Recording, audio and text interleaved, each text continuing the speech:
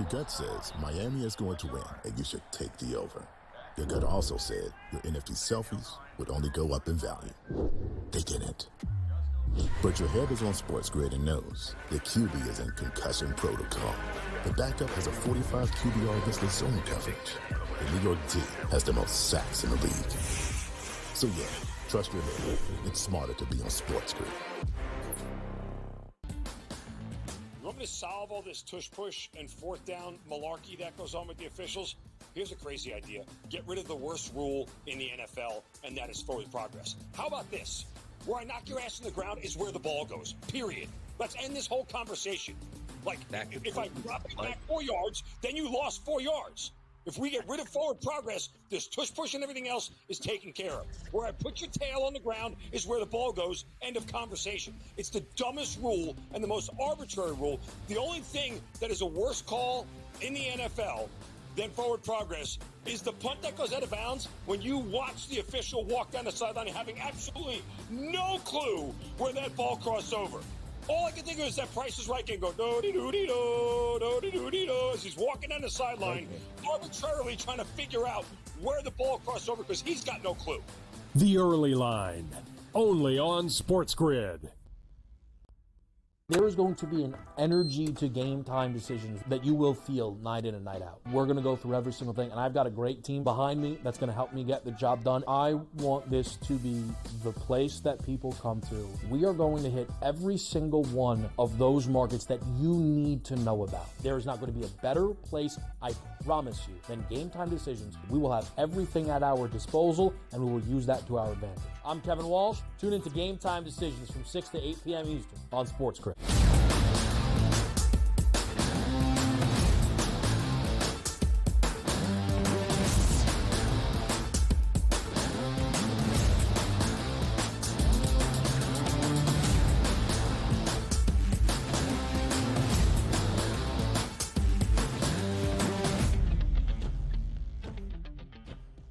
We welcome you to hour number 2 live right here on this Thursday morning on the Early Line on SportsGrid all across the SportsGrid network. That is DRS, Donnie right side. I am Ben Stevens. Still 2 more hours to go here on TEL. A lot of National Football League conversation in this second hour, even with a guy, Donnie, who did not watch the Super Bowl. Now, you weren't here last week, but you did hear from Mark Zinno 2 weeks ago that his intentions were not to watch Super Bowl 59.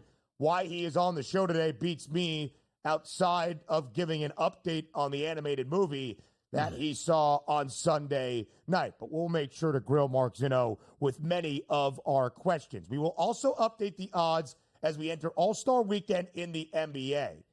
How's the MVP race looking right now? Is there anything still up for grabs in the stretch run of this season after the All-Star break? How about college basketball? What's the Wooden Award odds looking like at this moment as we near the month of March as well? A lot to break down here in this second hour on the Early Line. Yeah, it looks like everything is wrapped up in the awards category other than somebody getting injured and somebody sort of taking the mantle at that point. So a big hour coming up. Questions need to be answered about certain NFL topics. Who's coming back? Who's a good coach? Who's not a good coach? We'll get to it all. We will. Yes, we certainly will. Donnie, it's the offseason, but the NFL doesn't slow down. Headlines, news, notes, everything you need to know, including Travis Kelce's football future. On his podcast with his brother Jason, the New Heights podcast, Travis Kelce was asked about his time reflecting on what this offseason is going to hold after the hunt for history for the Chiefs comes up short in Super Bowl 59. Now, all Super Bowl week in New Orleans, as the chase for history continued, Travis Kelce was telling everybody who would listen, I still got a lot of football days ahead of me. I'm coming back. I'm feeling good. Yesterday on the podcast that was released, a slightly different tune. Quote, I know everybody wants to know whether I'm playing next year. And right now, I'm just kicking everything down the road. I'm kicking every can I can down the road. I'm not making any decisions. So Travis Kelce, Donnie, will take his time to decide his NFL future, ultimately to begin 2025. Do you think Travis Kelce is out there for Kansas City? I always said no at this point. Like, I don't know what was worse, his suit that he wore to the stadium or his actual performance in the football game, in the Super Bowl where they got absolutely hammered. Understand this, like, it's very emotional after a game ends. I don't know if I could do this again. Then you sort of get the juices flowing over the next couple weeks, but he's not a young football player. He has a ton of money. He's going to make more money when he retires. Who wants to go through another long season when you already just won the 2 Super Bowls? You couldn't get to the third, so you don't want to go out with a loss, but you think there's a better opportunity next year for you to win, even though you have to make it through the football season healthy. For me, if I'm Travis Kelce, I am the best tight end in the history of football. Multiple Super Bowl championships, tons of money in my pocket. Go be healthy and happy in the offseason and ride off into the sunset. You don't need to come back anymore to prove anything to anybody. Yeah, it is interesting, DRS, because you want to go out on your own terms. You can see those stats and the career accolades right there for Travis Kelce. 12 years all in Kansas City. He has been a Pro Bowler each of the previous 10 years. Prior to 2023 and 2024, he was on one form of the AP first or second team All-Pro around the NFL for 6 straight seasons. He, in my estimation, Rob Gronkowski probably would argue otherwise, but Travis Kelce is the best tight end ever to do it in the NFL, if not the best, one of the 3 or 5 best ever to lace it up. And Donnie, he hasn't been an all-pro necessarily the last couple of years, but he's still been incredibly productive. Even this season, considered to be a down year for Kelce, still by far Patrick Mahomes' top target. 133 targets throughout the regular season. Nobody else on the Chiefs had at least 100 targets throughout the regular year. So Travis Kelce is still productive and prolific for this KC team. Is he what he once was? No, but he's 35 years old. We'll see what he decides with his football future. And Donnie, it's not just are his best playing days behind him, but as you alluded to, he's rich, he's famous, he's known for many extracurricular activities outside of the NFL gridiron. That, of course, all a part of the conversation, I'm sure. Exactly, and that's what you have to weigh. Like, am I playing for my family like I maybe have done in 1982? Like, I got to, sell cars in the off season. I better get one more season out of playing football where I can make some money. He has enough to retire at this point, but also understand this. Like, you are looking at not life expectancy, but quality of life once you retire from the game. Like NFL players that play 15, 16 years and take a beating, they don't really get around too well in their 40s and 50s, let alone 60s and 70s. He's healthy right now. He can get away without a catastrophic injury. He's got tons of money here. And also, still being around the football games, I think, invigorates these guys. If he wanted to, he could be on Amazon Prime, or he can go out there and be on Netflix or NBC or Fox and be a part of those game day crews just to get those still competitive juices flowing. You see a lot of players do very well at that point and make a ton. Like Tom Brady retired. He's getting $30 million. Forget about endorsements. $30 million a year just to call one game a week in the booth here. That's something you have to look forward to now and embrace it. And Travis Kelce is, even during his playing days, a media personality, as he revealed on his podcast. Travis Kelce's girlfriend, of course, is Taylor Swift. She was at the Superdome on Sunday night when she was shown on the Jumbotron. She was ruthlessly booed. Saquon Barkley not having any part of that, not understanding why Taylor Swift was booed. Maybe that's Saquon Barkley backing up a former Eagles fan in Taylor Swift. Yeah, and again, I sort of take the players out of the equation, but anybody who understands how football works and fandom works, if Taylor Swift was dating Cooper DeJean for the past year and at the Super Bowl rooting for the Eagles fans would have lifted the roof off of the dome here in appreciation that Taylor Swift was in the building. The fact that she is an active Chiefs fan appearing all the time with Travis Kelce, that's why she got booed. It's no mouse like, we don't like your music. Anybody in there that was an Eagles fan that was showed on the screen was getting wildly cheered. Any Chiefs fan, little kid, grandmom, mother, Chiefs player, we're getting booed out of the stadium because that's what happens when you have home field advantage with your fan base. Had nothing to do with, I don't understand why they're booed. Yes, they're booing her because he's a Chiefs fan. That's why she was getting booed. No more story behind it. DRS, our producer, Joe Frieso, is calling bull you-know-what on that. He is saying no, doesn't want any part of that. Doesn't believe the Eagles fans would have been nice to Taylor Swift if she became the story. Also, why does she have to date Cooper DeJean? What about Quinyon Mitchell? It's true. How about who else is on that team? How about Reed Blankenship? How about that? Yeah, how about, the big one here? How about, the punter, long snapper, field goal kicker? I mean, come on, Jake Elliott, show him some love out here. Come on. Guy's a baller. Listen, honestly, more superstars should be into the special teams guys like the kicker and certainly a punter.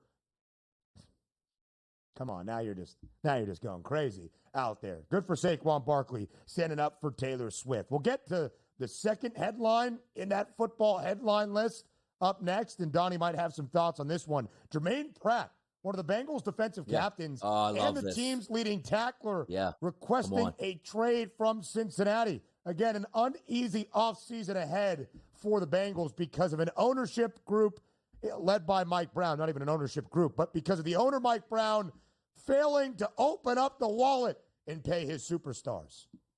The Pittsburgh Pirates / Miami Marlins of the NFL going to strike again. It's unbelievable. And I feel bad, too, because you, Cincinnati, you deserve so much better as a fan base. If you had a real owner here, you probably have multiple Super Bowl championships. You know what they have multiple wins at? Managing the salary cap and making more money than they actually should at this point instead of putting out a better product. Some football headlines continue next.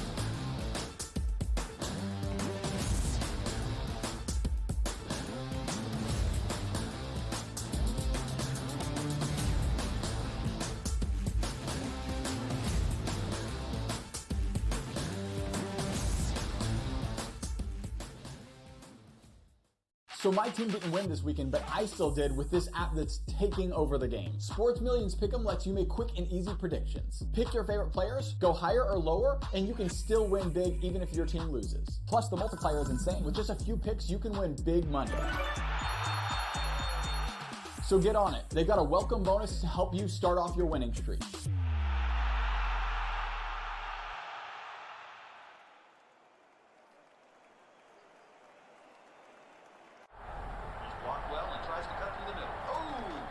Your gut says Miami is going to win, and you should take the over.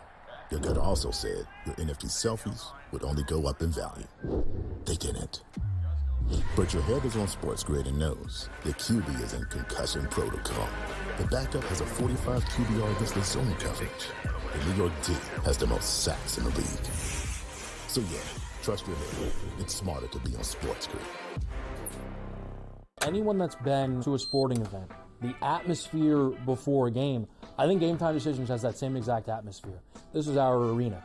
This is what we do. There is going to be an energy to Game Time Decisions that you will feel night in and night out. The excitement you get when you lock your bets in, when you're figuring out what you want to do, we can zone in on the biggest games each night. I want this to be the place that people come to before the games start so they feel as ready as possible to lock in their cards. We are going to hit every single one of those markets that you need to know about. We're going to go through every single thing, and I've got a great team behind me that's going to help me get the job done. There is not going to be a better place, I promise you, than Game Time Decisions to get that new information, react to it, and be able to then bet accordingly. We will have everything at our disposal, and we will use that to our advantage.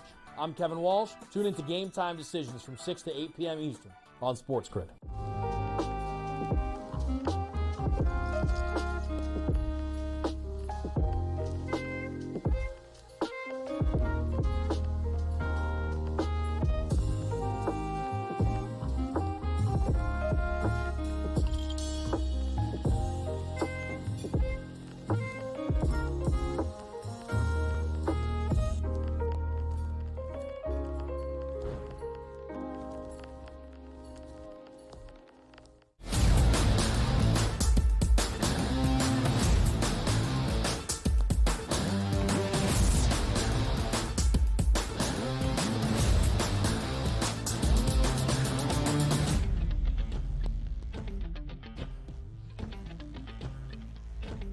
Live right here on the early line on SportsGrid. We continue our football headlines, and then we'll talk some MVP award odds, not in the National Football League, but in the NBA as we enter All-Star Weekend. DRS, as we shared right before the break, Jermaine Pratt, since he's leading tackler this year, one of their defensive leaders, has requested a trade from the Bengals. We looked at the Super Bowl 60 odds. We saw a ton of movement for the Bengals in a 24-hour span.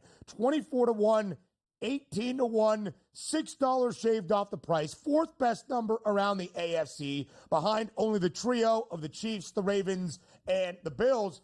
But, Donnie, we've had our questions about those numbers because if everybody is there and fully healthy, oh, yeah, the Bengals provide a great boost of value.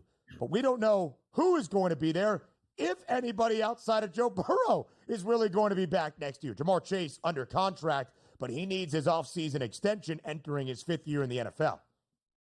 He absolutely does. And also, the one interesting thing about T. Higgins is we think he's as good as gone, and rightfully so. He's going to get top dollar on an open market. But he also has, which I think, one of the worst agents in the history of the NFL that even allowed him to play under a contract last year when every single person in his spot got paid big-time money to go back to their team, and he played under that franchise tag, risking injury. Now, granted, you can get a Lloyd's of London policy, and all that stuff goes into it, but I can't even believe that he showed up, let alone for any parts of training camp or the season, playing under that tag. But also, get this, when you have Mike Brown as an owner, and you just saw one of their better players, which the defense was bad in Pratt, I want to be traded, I don't like it here.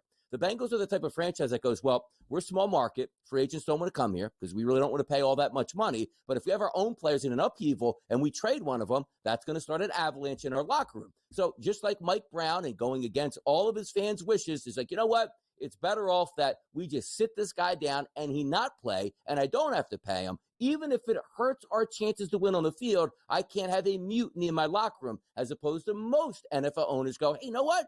Fans love us. Fans want to win. Fans want to pay their money to come see us, and I want to give them a good product. If you would have told me Mike Brown was like, hey, one of the better owners in the NFL, you would have Jamar Chase already signed, Burrow signed, you would already have T. Higgins signed, you'd have Trey Hendrickson signed. Like, think about the guys that he's fighting with. Like, Joe Burrow got his money because the quarterback has to get his, right? But Jamar Chase is one of the best wide receivers in the game.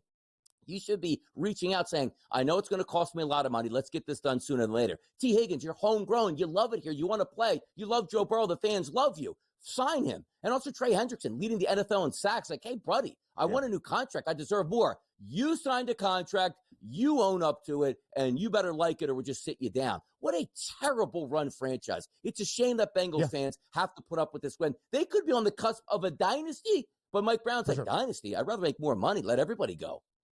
They should be on the cusp of a dynasty. They should be a perennial contender. And now Joe Burrow's health has stood in the way of that, and an atrocious defense this past year. But if you signed everybody and you built around the margins for that roster, this Bengals team, I would bet my money on them right now. But I can't because I am not sure who is going to be there next season, despite that 18-1 price that grows shorter by the day for Cincinnati. All right, DRS, that last football headline, Matt Patricia, hired by Ohio State as the Buckeyes' new defensive coordinator. Of course, Matt Patricia, probably most well-known, not for being a two-time Super Bowl champion, DC, and 6 years in New England under Bill Belichick, but 3 years as the Lions head coach, where he went 13-29 and was fired after 11 games in the 2020 NFL season. And then as a defensive assistant 2 years ago for Philadelphia, who just had one of the best statistical defensive years and performances we've ever seen in a Super Bowl, was led by Patricia down the home stretch a year ago when the wheels fell off. How do you feel about this hire in the name and familiar face that is Patricia, now heading to the college ranks in Columbus? You would figure, like with Ohio State, you probably got your pick of anybody that you want who is available, right? It's an interesting hire because so much part of the college game is usually you want the young, hot defensive coordinator that connects with the players and is an absolute master on the recruiting trail.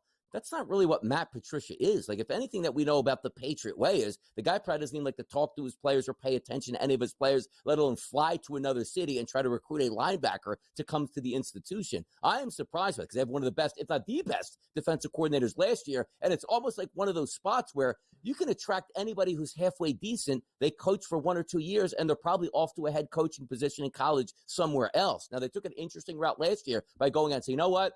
We need instant offense here. Let's get Chip Kelly. How did it work out? National championship. Where's Chip Kelly? Back into the NFL. These are supposed to be unbelievably attractive positions, and it's almost like feels like they're settling on Matt Patricia. And I guess there's a pedigree because he was the Patriots defensive coordinator and he's been in multiple Super Bowls. But for me, I don't think that strikes all that much with college kids. Like, hey, I'm going to play for Matt Patricia. Yeah, who's that guy? Yeah, it's an interesting move, I would say, because you would expect defensive acumen, just understanding schemes and all the pedigree that he has built up in the NFL. Matt Patricia has that and should be able to take that experience down to the collegiate level. Now, Chip Kelly was proven as an offensive play caller really in college football, has not necessarily done that in the NFL and had the familiarity with Ryan Day. Day played for Kelly at New Hampshire, so on and so forth. I don't really know of any correlation between Patricia, Ohio State, and Ryan Day. The last time Patricia was in college football over 2 decades ago as an offensive assistant at Syracuse, oddly enough. I'm not sure I love this hire.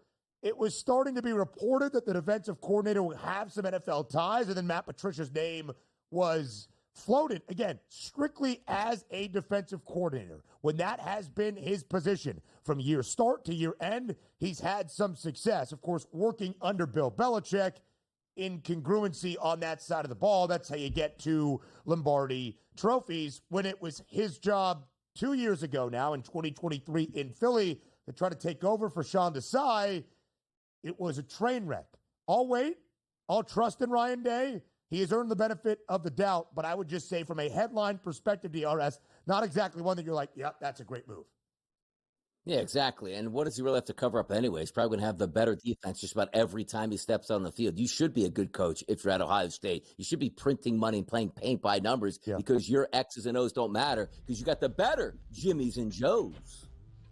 Listen, they had a great defense this year, and then Jim Knowles left for Penn State. An interesting offseason. More around the NBA next.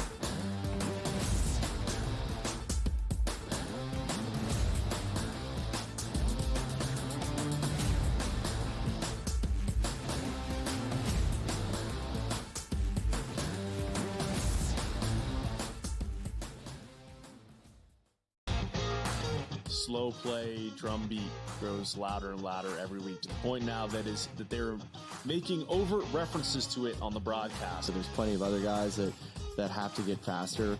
Tom definitely is more deliberate in his conversations, always has been since he's been on tour. I just think about Joe Scaver and when those two started working together, how their conversations always seem to just keep on going and going. The Smiley Show, only on SportsGrid. At some point, these ADs are going to learn we don't need to hire ex-NBA guys. I need guys with college experience who's gone out and recruited, who know how to develop talent. NBA guys with no college experience don't work in college basketball. I understand they run NBA-style offenses, but it doesn't mean they can run college programs. Betting above the rim, only on SportsGrid. In a short format tournament like this, like the Olympics, now this is even smaller, only 4 teams. Who's got the best goaltending?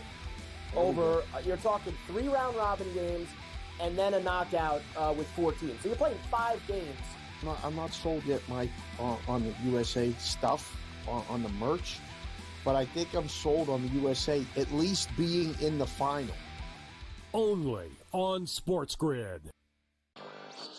Patino himself, in a clip that we just played, said basically the stats are not backing up the team's wins. St. John's is offensive glass. That's where a lot of opportunities for St. John's came from. St. John's does not shoot the basketball well. It might even be fair to say they shoot it poorly. They were 3 of 16 from deep last night. But it doesn't seem to matter to them. Newswire. Only on SportsGrid.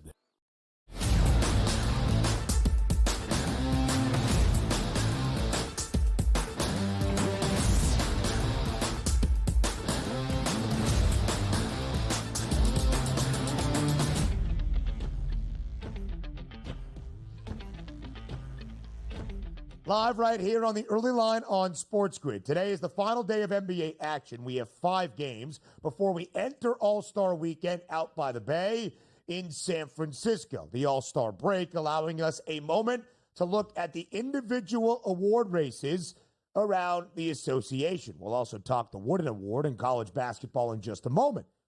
Donnie, is there anything even really to discuss, at least based on the odds makers? Oklahoma City's Shai Gilgeous-Alexander as a minus 600 favorite entering All-Star Weekend basically has wrapped up the award, right?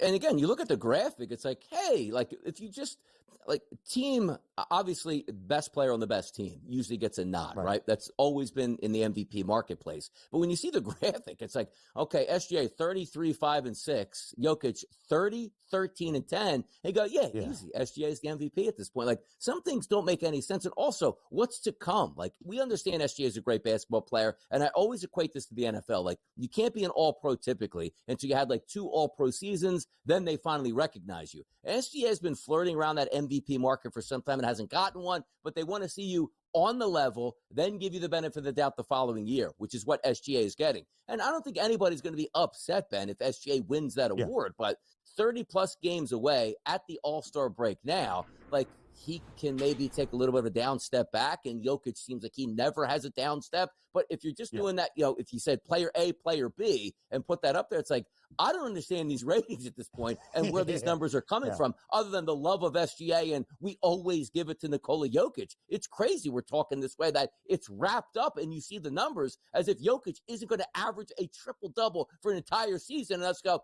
that's not good enough anymore.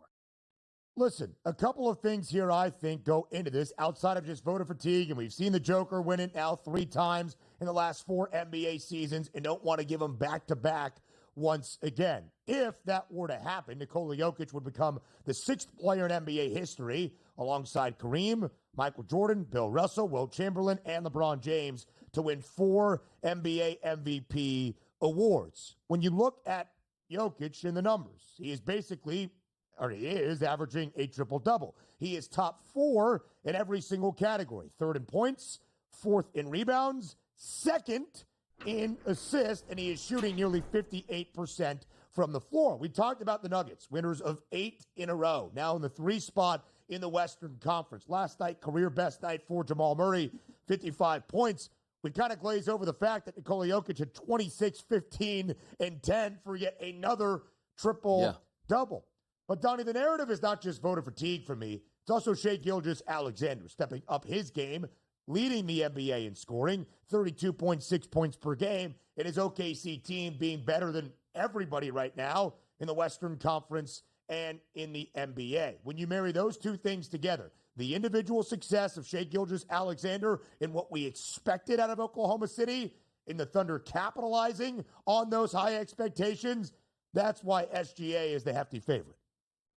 Of course it is. Yes. And also, we like the new shiny toy out here. Jokic gets it enough. It's not that big of a deal. If it's close, we give the tie to somebody else. Almost like in the Joel Embiid markets here in the MVP. On the cusp for a couple years. We always give it to the other guy. Now, if it's somewhat even, we can give it to the other person. That's what always happens. That's just a human mentality, specifically in the voting process. And what Ben and I aren't seeing, he's sitting here saying, like, this is ridiculous.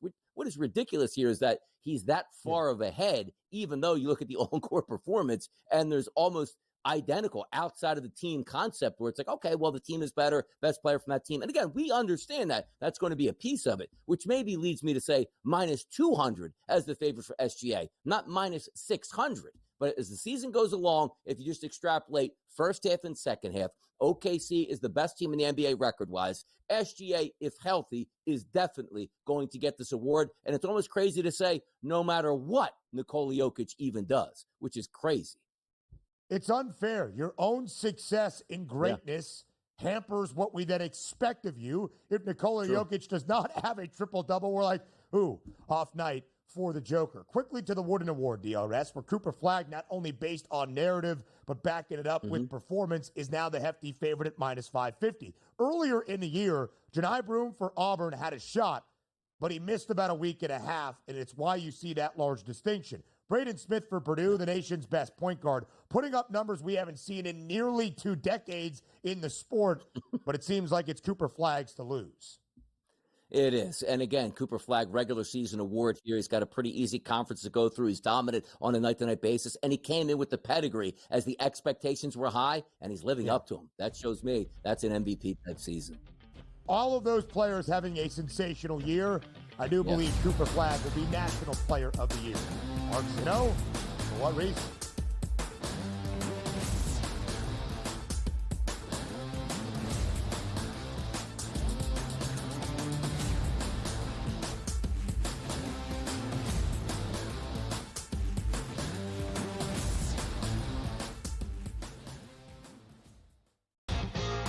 Slow play, drum beat grows louder and louder every week to the point now that they're making overt references to it on the broadcast. So there's plenty of other guys that have to get faster. Tom definitely is more deliberate in his conversations, always has been since he's been on tour. I just think about Just Govern, when those two started working together, how their conversations always seem to just keep on going and going. The Smiley Show, only on SportsGrid. At some point, these ADs are going to learn we don't need to hire ex-NBA guys. I need guys with college experience who's gone out and recruited, who know how to develop talent. NBA guys with no college experience don't work in college basketball. I understand they run NBA-style offenses, but it doesn't mean they can run college programs. Betting above the rim, only on SportsGrid. In a short format tournament like this, like the Olympics, now this is even smaller, only 4 teams, who's got the best goaltending? Over, you're talking 3 round robin games and then a knockout with 4 teams. So you're playing 5 games. I'm not sold yet, Mike, on the USA stuff, on the merch, but I think I'm sold on the USA at least being in the final. Only on SportsGrid. Patino himself, in a clip that we just played, said basically the stats are not backing up the team's wins. St. John's is offensive glass. That's where a lot of opportunities for St. John's came from. St. John's does not shoot the basketball well. It might even be fair to say they shoot it poorly. They were 3 of 16 from deep last night, but it doesn't seem to matter to them. Newswire, only on SportsGrid.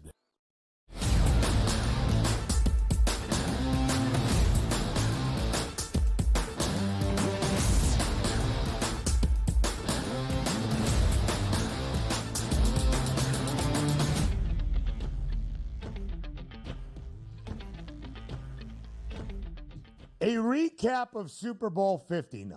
One final time here on the early line, not until a Thursday. You might be asking yourself, why? I'm asking myself the same question, especially when Mark Zinno is joining us to recap a game he did not watch.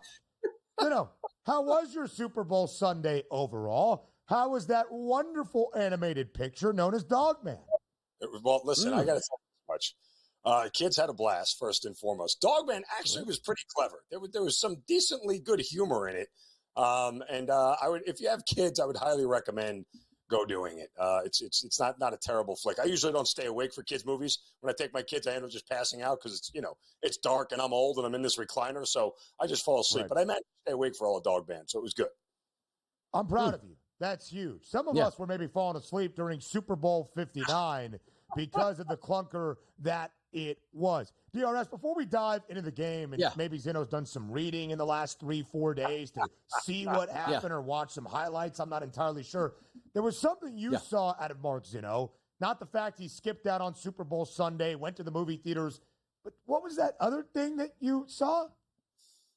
Yeah, but by the way, we're going to get to that in a second, but I got to respect Mark Zinno's opinion here in this point because, I come on this show every morning and recap games I never see here, but you wouldn't know it. Now, I'm giving you a little, behind-the-scenes action right here at this point. I'm glad that you guys just flat out admit it. Yeah. That's good. A lot of trust from our audience. I got to be truthful. Yeah. Now, let's get back to the basics here because my meal is coming up in, let's just say 2 hours at this point right now, and I'm going to eat good. One thing I do like is a nice sweet after the meal. It's usually a chocolate bar or something, that's going to quell my appetite for the rest of the day. Carrot cake is a delicious option here, Mark. But I didn't understand the tweet that came out here that said, try some carrot cake without the icing. Stop it. We're not doing that. No pizza without the cheese. No cheesesteak without the cheese. Come on. I think you misread it here. Like, I actually enjoy carrot cake, okay? But I said the thing that makes carrot cake great, it's all in the icing. Like, if you take the icing, off carrot cake, nobody would ever eat it. Like, you could take chocolate cake and not put icing on it, aka a cupcake, and eat it, and it would still taste good. No one is eating carrot cake without the icing. It is all the icing that makes carrot cake delicious. So what I was saying was, would you ever try carrot cake without the icing? The answer is no, because it's probably not good. But that icing, chef's kiss right there. What would carrot cake without the icing even be? Just like carrot mush? Delicious. Yeah. Is that it would be delicious. vegetable? How about that? Sticking up for the carrots out there. Vegetable scrapple is what it is. So, Zeno, one of the main reasons that you didn't watch the biggest sporting event of each and every year, 127.7 actually did the highest watched Super Bowl ever in the history of the sport, just to clarify. Zeno, one of the reasons I believe you didn't watch, you were fed up with Kansas City, right? You thought the Bills would be the team to take down the Chiefs, to end the historic and dynastic run. It turned out Philadelphia did that, and then some. In dominant fashion, 40-22 the victory for the Eagles. And Zeno, just so you know, it wasn't actually that close as we were all watching the entirety of that game. So, Zeno, as you've been reading and looking back, what is your ultimate takeaway from Super Bowl 59? Look, I tweeted it out before the game actually started, and I did a video on it on social, and I just said, look, the single best piece of betting advice I can give about the game is that if they think the Eagles can win, alt line them to -7 and get plus money or higher, because the only way to beat the Chiefs is to blow them out. They needed to do exactly what the Tampa Bay Buccaneers did to them, is get a huge lead early, force them out of their game script, and force them to just sort of, try to play catch up the entire game. And that's exactly what the Eagles did. Look, I think the game really turned on one simple thing. It was 10-0. The Chiefs had the ball, and whatever Patrick Mahomes was trying to do on that pass play, because it wouldn't have been complete even if Cooper DeJean wasn't there. But whatever he was trying to do there was a terrible mistake. And Cooper DeJean picks it off, runs it to the house. That's when the entire game changed for the Kansas City Chiefs. They were in complete chase mode from then on out. Their game script was out the window. Andy Reid's play sheet was off. Everything changed at that point in time, and they knew that they were in trouble, because the other part is the Eagles showed once again the same thing that the Giants showed against Tom Brady. If you want to slay the dragon, you got to do it up the middle, and you got to get home with 4. If you do that and you keep 7 guys in coverage, everything goes your way. And so I don't want to hear about a Chiefs decimated offensive line. Nobody else did it to the Chiefs all year long. The last time, the Chiefs had problems with Tampa, that was a bad offensive line that year. I think we knew that going in. There was no issues. This was a fine offensive line all year long that held up. They just got beat by a better, more physical team. Which is the shame of it for me, because 2 years ago, if you played this same game in New Orleans again, the Eagles would probably beat them down 40-22 as well if they want to play on an ice skating rink. I can see it next year, Mark. Chiefs-Eagles rematch, ice skating rink. Let's see if we can even up the score at this point so Mahomes can get after it. But I do want to talk about the quarterbacks in this game. I expected a solid performance out of Jalen Hurts. Why? Great offensive line, great wide receivers, Saquon Barkley in the backfield. But the Eagles do have a #1 defense in football. I was surprised, because usually Patrick Mahomes and the Kansas City Chiefs don't care what your defense is. We're moving the football. We've got great game plans together, and we'll make it work. Were you surprised as much as I was? Patrick Mahomes was feeling the heat in the pocket, and that really affected him for the next play, the next quarter, the next drive, and the rest of the game. I was surprised that he was uneasy in the pocket for so long. Yeah, well, again, I think when you talk about getting off the game script here, DRS, is that like when you got down 17-0, right? That's when the pressure really started to come on. And it's because you're not going to dink and dunk in that mode. You want chunk plays. And what do chunk plays require in the pocket? Time. And they just flat out weren't getting it. I mean, they weren't going to settle for screen passes and, 4-yard out routes to Travis Kelce. They needed to get down the field fast and try to put up points to get themselves back in the game. But you need time to be able to do that in the pocket to let guys run routes. So that's where it really fell apart for the Chiefs offensively. And give some credit here to the Kellen Moore and the Eagles offense, because, the Chiefs were willing to sell out to stop Saquon Barkley, and the Eagles are like, fine, we got this. We have plenty of other people to go to, and they were smart enough not to, try to run into the teeth of exactly what the Chiefs were going to try to stop. So it was a great coaching, job by the Philadelphia Eagles all around. Yeah, it certainly was. Zeno, you were expecting at some point in this historic playoff run for Kansas City to come up short. They were the first ever back-to-back Super Bowl champion to even appear in a third consecutive Super Bowl. but we are still waiting on one team to win 3 consecutive Lombardi trophies. Patrick Mahomes is only 29 years old. We'll see about Travis Kelce's football future, but Andy Reid is coming back for at least another year in 2025. This era, though, Zinno, of KC's dynasty run has come to a close. What is your expectation for the next portion of what Kansas City is going to do starting in 2025? It's really, a transitional period. I know Andy Reid says he's back.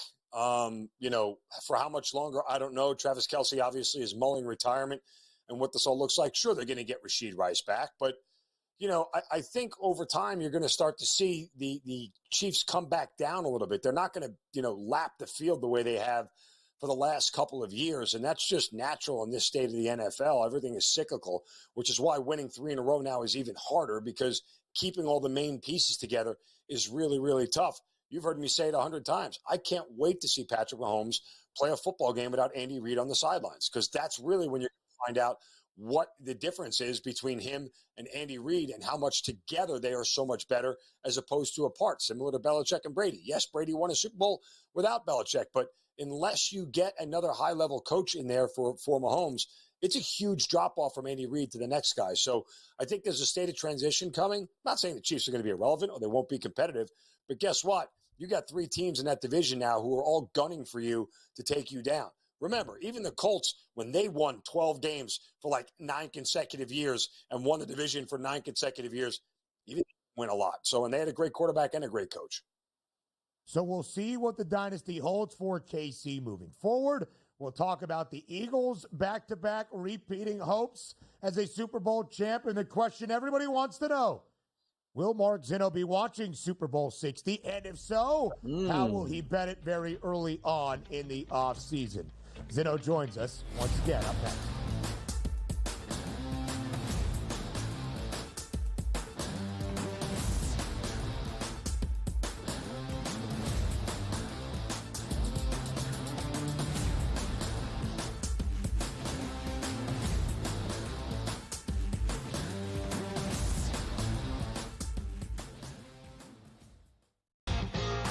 Slow play, drum beat grows louder and louder every week to the point now that they're making overt references to it on the broadcast. So there's plenty of other guys that have to get faster.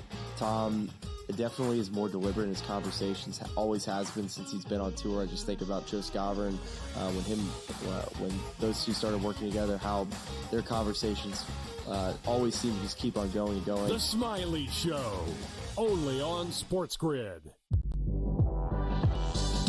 At some point, these ADs are going to learn we don't need to hire ex-NBA guys. I need guys with college experience who's gone out and recruited, who know how to develop talent. NBA guys with no college experience don't work in college basketball. I understand they run NBA-style offenses, but it doesn't mean they can run college programs. Betting above the rim, only on SportsGrid.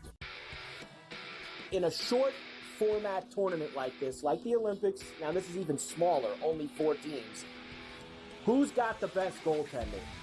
Over, you're talking 3 round robin games and then a knockout with 4 teams. So you're playing 5 games. I'm not sold yet, Mike, on the USA stuff, on the merch, but I think I'm sold on the USA at least being in the final.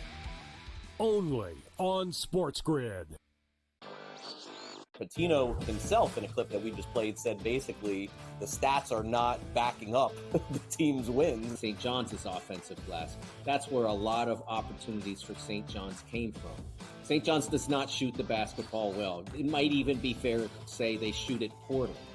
They were 3 of 16 from deep last night, but it doesn't seem to matter to them. Newswire, only on SportsGrid.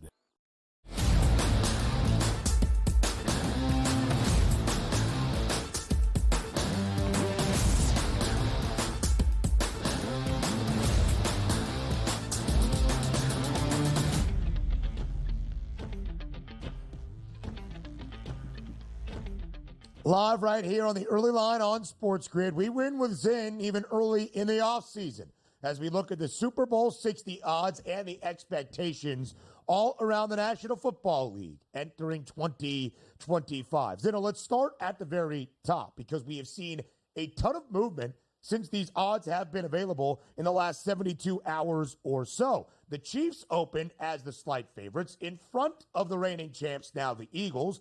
Philly now the shortest price at 6-1. The Chiefs and the Ravens tied for the second best number at plus 650. The Bills plus 750. And the Lions round out the top 5 at 10-1. Zinno, let's start with Philadelphia. What are the chances you give the Birds to try to go back-to-back as a Lombardi Trophy winner? I mean, they're high, but I would tell you again, I have to wait and see what the offseason brings. Look, you cannot, there's one thing you can't do in the NFL, and that's just run it back again. That never works. Not anymore, not in today's NFL.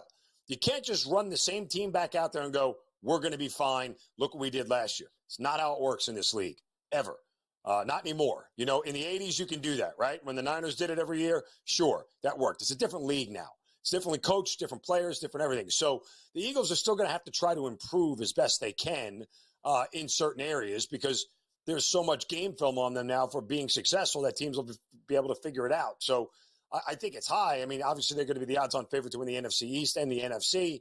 All those things are normal and expected, but I would not give them an absolute pass into it. In fact, I can't believe my eyes are bugging out at looking at the Detroit Lions at 10-1. The quickest I can get to Vegas and put a wager down on that is exactly where my money is going. Did we forget how defeated and injured that defense was by the end of the year? If the Lions are healthy, aren't they by far and away the best team in the NFC? Maybe the best team in the league?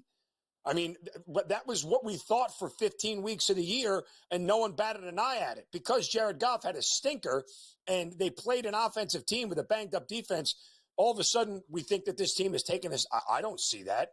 I still think the Lions are the best team in the league. They're going to put up 35 every single game. And with a healthy defense, they're going to be really tough to stop. And if the path of the NFC goes back through Detroit again like it did this year, Lions are in the Super Bowl, in my opinion.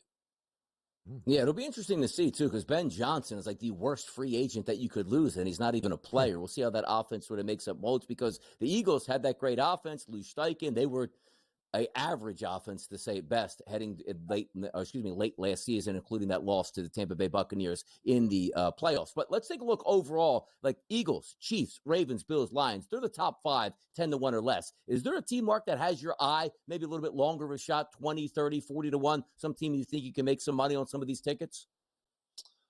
I mean, again, it kind of pains me to say this because I hated the contract that he was given, and I thought it was absolutely ridiculous. But the Packers seem to be in a really good position to be able to upseat the Lions in the NFC North. Like, if you're right, DRS, and losing both coordinators in Detroit changes them dynamically, and they can't seem to get it right, and they take a step back, which is fair to think. But sometimes it's about Jimmys and Joes over X's and O's. The Packers would be the team next that you trust the most, right? Like, who knows what's going on with the quarterback situation in Minnesota, and I still don't think the Bears are all that good yet, despite getting Ben Johnson. I don't know if they're good enough to even make enough noise to make the playoffs next year. The Packers seem like the team that could run to an NFC North title, get themselves a home playoff game and a favorable draw in the postseason. That's where I would probably go next. Look, I think with Washington, I would expect them to take a step back. You're not surprising. Jaden Daniels obviously caught everybody by surprise. They'll figure it out against him. I'm not saying he's not going to be good, but are they going to win 12, 13 games next year? I don't think with that defense, unless they make something dramatic happen in the offseason and really upgrade that defense, it's going to be really tough for them. And now that teams have a whole year of tape on Jaden Daniels, they'll play him a little bit different. You'll see a little bit of regression coming his way. A sophomore slump is a thing around the National Football League for a reason. Can the Commanders still be a playoff contender? For sure, but their price was 18-1 at open, now 24-1. Zinno, you mentioned a bunch of teams from the NFC. Completely agree in the value with the Lions. You mentioned the Packers. If Detroit's loss of both coordinators does hamper the Lions' success this season. I asked you about the Eagles. Of course, you have not been all that high on Kansas City this year. I would assume in 2025, who do you give the edge of those teams around the AFC to represent that side of the league in Super Bowl 60? I'm sure you guys are fans of The Simpsons, or at least at one point in time watched The Simpsons. If you remember in the beginning of the entrance, you always see Bart writing on the chalkboard, I will not do something. I'm doing that now in my office. I will not bet on the Ravens to win the Super Bowl. I will not bet on the Ravens to win the Super Bowl. I will not bet on the Ravens because for the last 4 years now, I do it every year, and I want to hit myself in the head with a bat. Around week 4 or 5, Ravens are struggling a little bit in the beginning of the year. They're 3-2. That's a nice number on Baltimore at 7.5 to 1 to go in. Let's just throw a future down on the Ravens. Done it 4 years in a row. 4 years in a row, I've come up short. So no, I'm not picking the Ravens to win the Super Bowl. And the minute I don't, obviously that means they're going to win it. But yeah, I'll still back Buffalo. I won't get off the train. Outside of my overwhelming, gushing love for Josh Allen, you have to acknowledge that the Bills are still a very complete team and very well coached. As much as I think there's an argument to say maybe it's time to move on from Sean McDermott. Obviously, they're not going to do that. But, Josh Allen is so good, and there's a reason why he's going to carry them in another 12 wins next year. There's always a path for the Bills to be in the AFC Championship game and in the Super Bowl. Need good players to win big football games, which includes that MVP market here at the FanDuel Sportsbook. Because as we talk about, yes, always a hot team in the regular season are the Baltimore Ravens because of why? Lamar Jackson. He's the favorite right now, Mark, plus 450 price for the MVP next season. Josh Allen, Joe Burrow, Patrick Mahomes, and Jaden Daniels. Who would get your vote early, or should I say your money early on being the MVP next year? I mean, I want to put it on Burrow because you know how stupid NFL voters are. Because, now Jackson has 2 and Allen has 1 and Mahomes has 2. Who's missing from there? Oh, we have to give it to Burrow, because that's how dumb NFL voters are who vote for the MVP. But I tell you what, guys, I mean, I would actually take a flyer right now on C.J. Stroud. I think there's going to be some revamping done there. They're going to get a healthy offense again. And really, Stroud has the ability to put up big-time numbers in an offense if they're smart enough to put the ball back in his hands. And I think he learned if he starts running more, he's going to be a lot more successful. Let's talk the coaching carousel with Mark Zinno on the other side of the break. Now that it has reached its conclusion, what was the best and worst hires? Zinno tells you next.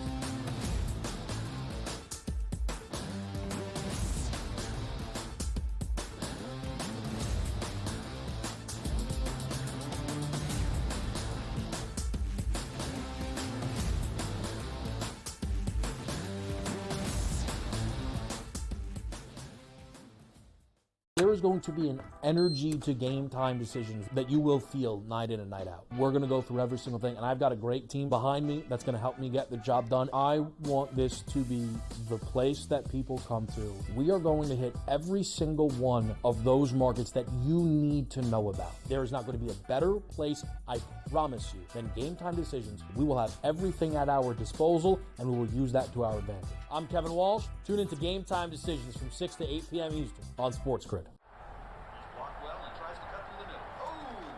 Your gut says Miami is going to win, and you should take the over. Your gut also said your NFT selfies would only go up in value. They didn't. But your head is on SportsGrid and knows the QB is in concussion protocol. The backup has a 45 QBR against the zone coverage. The New York D has the most sacks in the league. So yeah, trust your head. It's smarter to be on SportsGrid.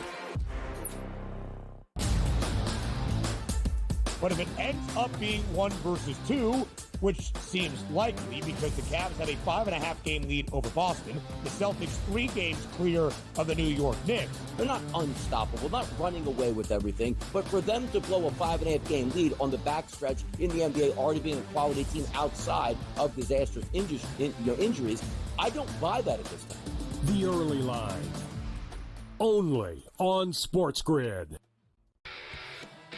In a short format tournament like this, like the Olympics, now this is even smaller, only 4 teams, who's got the best goaltending? Over, you're talking 3 round robin games and then a knockout with 4 teams. So you're playing 5 games. I'm not sold yet, Mike, on the USA stuff, on the merch, but I think I'm sold on the USA at least being in the final. Only on SportsGrid.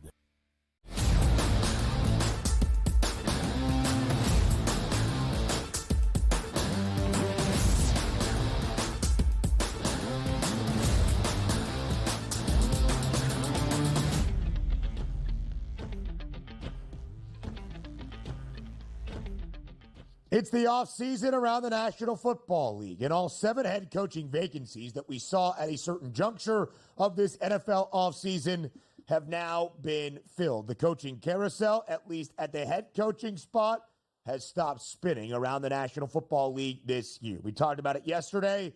There you see the 7 vacancies that now have a new job for all of those NFL franchises. Mark Zinno joins us for a third consecutive segment. Zinno, let's start with your favorite hire, the best hire. Who do you think made that best decision in tabbing their new head man? It's Pete Carroll going to the Raiders. I mean, finally the adults are back in the room. Finally, look at that look on Ben's face. Finally, there's somebody there who can bring some level of stability to a franchise that hasn't had any.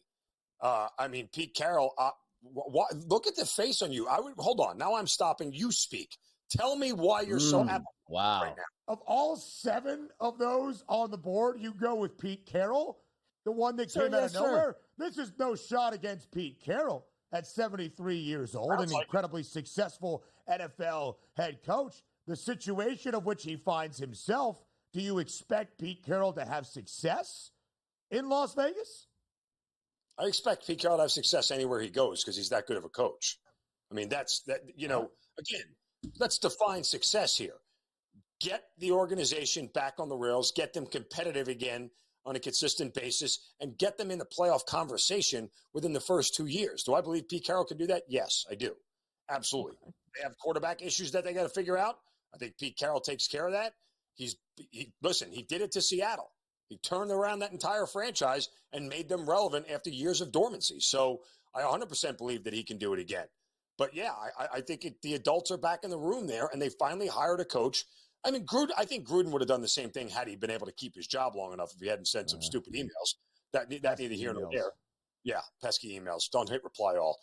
Nonetheless, but I think Carroll starts to bring that back again. So that, I think, is the best coach in the bunch there. With Mike Vrabel coming in a close second, everybody loves Mike Vrabel. I would tell you, I think Ben Johnson is an absolute fool. And not because he's a bad coach. That is a bad job to take. Look, I've said this repeatedly, and nobody ever wants to listen to me. The number one question you should ask yourself if you're going to take a head coaching job is very simply this. Can I win the division within the first 3 years? If the answer is no, don't take the job. Because if you can't win the division, okay, that means that you're always fighting for a wild card. The Bears are not winning that division within the next 3 years. They're simply just not. They're not as good as the other teams in that division. This is not a shot at Caleb Williams, but the other teams are way too stacked. And if you can't, but by the way, you know what winning the division means? An extra home playoff game, more money for the owner, more butts and seats. All that stuff matters to football people who make football decisions. So if you can't win a division in the first 3 years, it's not a good job. The most appealing job out there would have been the Jaguars because anybody can win that division in the next 3 years. Yes, Ben. Question. I'm going to pick on myself. Zinno, Pete Carroll is about to be a head coach in which division? The AFC West. But the measuring stick. By your standards, you are telling me you think the Las Vegas Raiders are capable of winning the AFC West in the first 3 years of Pete Carroll's tenure? Okay, I should have clarified. If you're going to be a first-time head coach, Pete Carroll has already been to the top of the mountain. I should have clarified. If you're a first-time head coach, that was my mistake. I'm not like rechanging. I forgot this at first. Because, again, you get one crack as a first-time head coach. If you fail, you almost never get a second shot. That's the point. Pete Carroll's been to the top of the mountain, right? Like, he's already accomplished what he needs to. Him taking this job is about him putting the organization back on. And plus, he's not going to coach that long. He ain't coach until he's 80. He's not going to be here for 7 years. He's doing this for 2 or 3 years and then handing it off to somebody else. That's always probably been the plan. But if you're a first-time head coach, if you're Liam Cohen, right, or you're Aaron Glenn or whatever, take a job where you can win a division within the next 3 years. Donnie, we haven't heard from you at all this segment. I'd just love to get some of your thoughts. No, you're we're simpatico right there at that point because I love the hire, by the way, Mark, for the Raiders, but for the reasons of you're right, the adults in the room. Point this thing in the right direction. I'm old now. I got 2 to 3 years here. You'll be a better football team when you leave here by the time I'm done and you hand it off to the new coach. But quickly, Brian Schottenheimer, we need some thoughts on Schotty. Come on. Coach Schotty. Good. I mean, I think we're at a phase in America right now where we're giving highly unqualified people very high-level jobs. Seems to be a pattern. And that's what it feels like. We're giving very unqualified people high-level jobs and just winging it. So that may be the case here in Dallas. Good luck, Cowboys. Zeno, I love you, man. This might have been one of my favorite half an hours with you ever. A recap of a Super Bowl you didn't watch, and always a good time with that coaching carousel. We miss you. We thank you. Hour 3 up next.